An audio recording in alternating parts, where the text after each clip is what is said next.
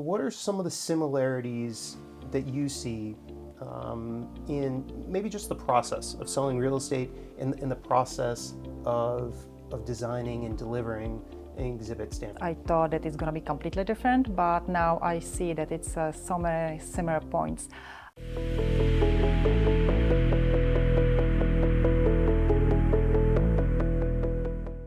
This is Bira Behind the Scenes, where we uncover and discuss trends in the European exhibition market. And today I'm here with Bira account manager, Jindra Bouřilová.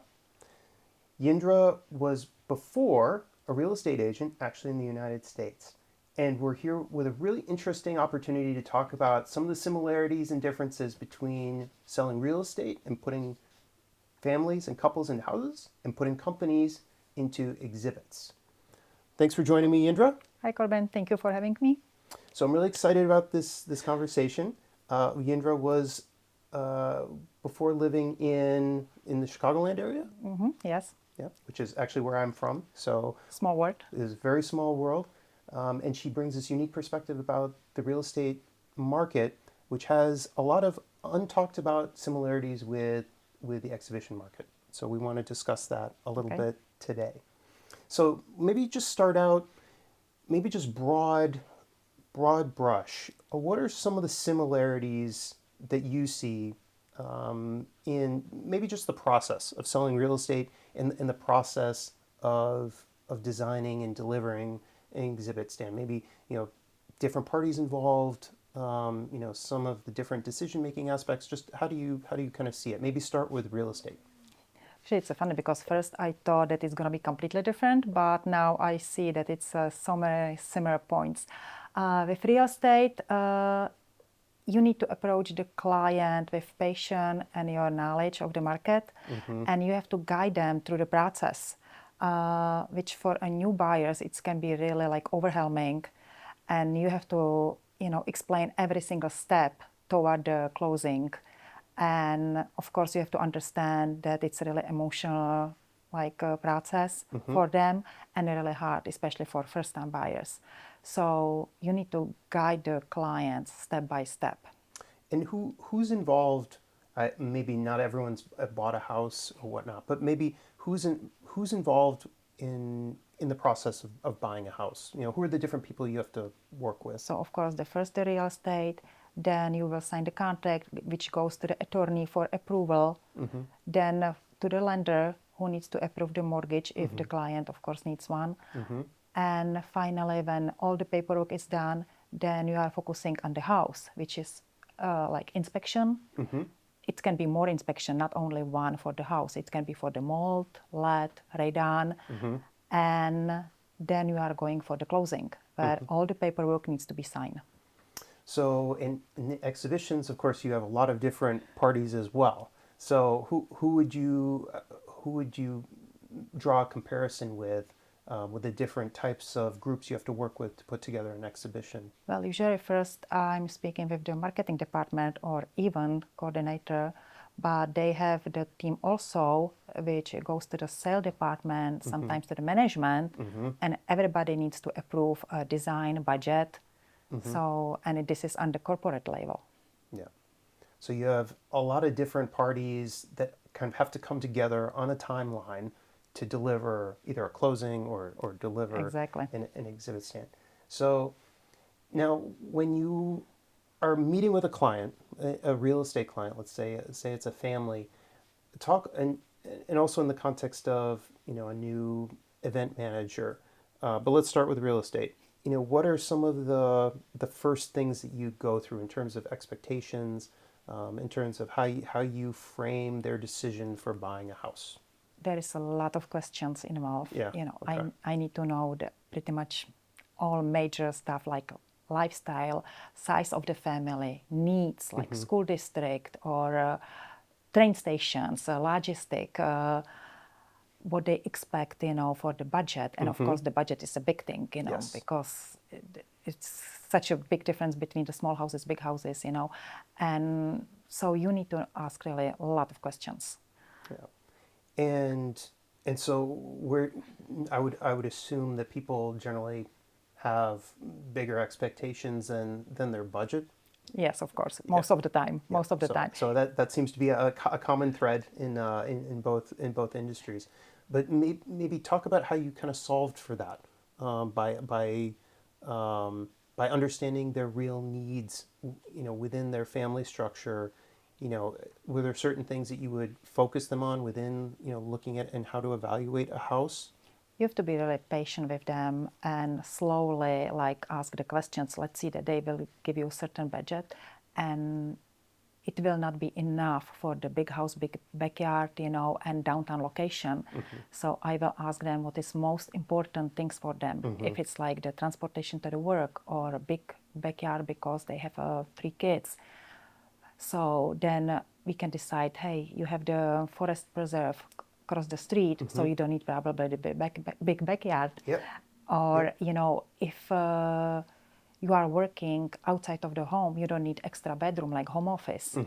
So these are kind of the questions which you need to ask. To really focus them on what they needs and wants. Exactly, what the needs and wants are.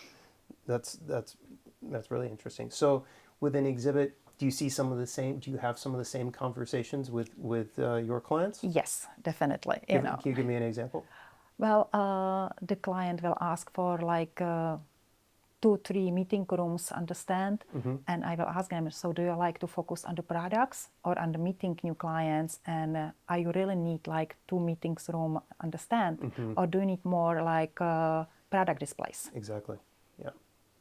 And so then do they kind of reevaluate their thinking and then? Most of the time, yes. Yes. Okay. And also, is there a budget component to that too? Of course. Yeah. Always. Just yeah.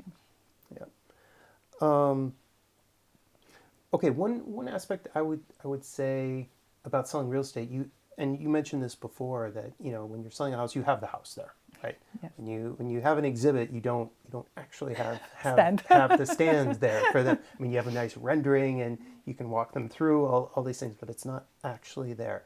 Can you tell me a little bit of the difference that you've had to adjust in bridging that gap with exhibition clients from real estate?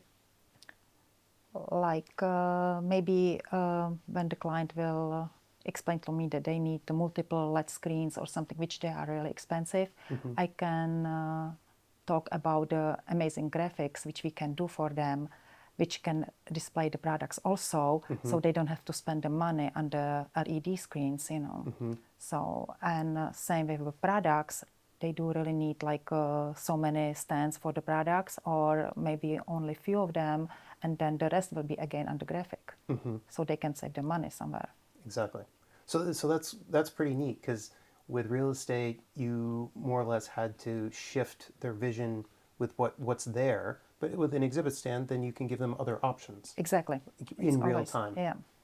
That has to be a little bit different from a prospect. Yes, we have to be able to explain the other options because the client doesn't have to know about it. And so you talked a little bit about the approach, but maybe talk a little bit about some of the aspects that can impact what either a couple looking for a house may want or an event marketer may want. What are some of the other factors that can kind of take them away from what they really need or what the brand really needs? I mean, what are some of these factors that could drive them away? Well, of course, there is always more voices than one. Yeah. Let's say the couple, the wife will need something else than the husband. And like marketing needs something different than sales. Of course, different color of walls, different style of kitchen, And of course, there are also friends and family members who can either support the deal or kill the deal. So just like internal stakeholders in the company. Exactly. Yeah. Do you have a story from your experience selling houses about that? Yeah, I actually used to work with a young couple, and we saw multiple houses, and finally they walked to the house and just, wow, this is so perfect. We love it. That's great. What did they love about it? like location. It was small house with a beautiful backyard. So she was talking about the gardening, something like that. But of course, they like to show it to the in-laws and the parents. They invite the in-laws, and they just coldly walk through the house. And no, we don't think so that this house is for you. So could you tell from the in-law? Could you tell from their reaction immediately that they didn't like it? Yes, you can see on the faces, and of course, they imagine the perfect house for the young people. And the reason was the basement wasn't, finished, and they thought that it's gonna be new construction, with beautiful patio. But the young couple, they didn't have like big budget for, but I tried to explain to them that like they can finish basement later on. Exactly. So in the first day, kind of really killed the deal because the kids been so disappointed. But after like additional few weeks, maybe months, they come back to me and just, hey Indra, we didn't find anything else. We still like to go back to this house. So it was happy ending, But that's interesting how you have different stakeholders, and of course, when you show a design to the event marketer and she has to circulate it internally, who can speak up and say like, oh, we don't like this, But then, of course, you offered the advice that the basements they didn't have kids, right? So they didn't need it. No, not yet. Yeah. So they didn't need it now. So you could explain, hey, you can do this later, but for your needs right now, this is the best. Exactly. And I think the same is very true for exhibits when you're talking about the different elements that they need on the stand. So buying a house and commissioning an exhibit, especially for event marketers, I mean, on one hand, it's a big investment in time and how your life is gonna go and where you're gonna live. But for an event marketer, it's also a big investment because you have to make this exhibit appear, and it has to be perfect, and you have to trust the person who's going to deliver it and the institution that's going to deliver it. And do you see any? I mean, those are two big pressure situations for both clients. Do you see any similarities in what drives nervousness or what drives people's apprehension about making those decisions? Any similarities? Well, emotions always. Yeah. Emotion, budget. But with the houses, it's probably less pressure because they Really? Yeah, because they still have like time to either postpone the closing or they can decide, hey, we will buy the next house. With the exhibition, there is no disruption. That's The show starts on Monday at 9 a.m. and we don't have extra time, for it. So I can see this like differences. And of course, I like to see, like in real estate, yes, this house is perfect for us. And with the exhibition, I like to see the client who will walk into the stand and says, yes, this is us. Yeah, that has to be really, really satisfying once you go through the process with them. And maybe the final question: how is that impacted on how experienced the client is, either from a real estate standpoint and an exhibit standpoint? How does it impact how you work with them and kind of where your focus is during those processes, both real estate and an exhibit? And are they similar or are they different? That's a lot of questions. But it's actually similar because there is a big difference between experienced real estate buyer because he already knows what to expect, that he needs to sign the contract, then it's go to the attorney, then the lender, then the inspections, then the closing. So he knows the timeline.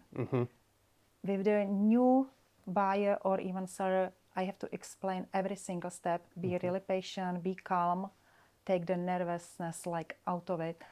And with the exhibition client, I believe it's a pretty much same, because you have to explain the certain procedure. Yeah, and they have to have comfort around the procedure. And they have to believe us, because again, there are designers, project managers, trade workers, assembly crew. So I have to explain the timeline, deadlines. Yeah, and what has to happen in between so that they understand what is actually going on.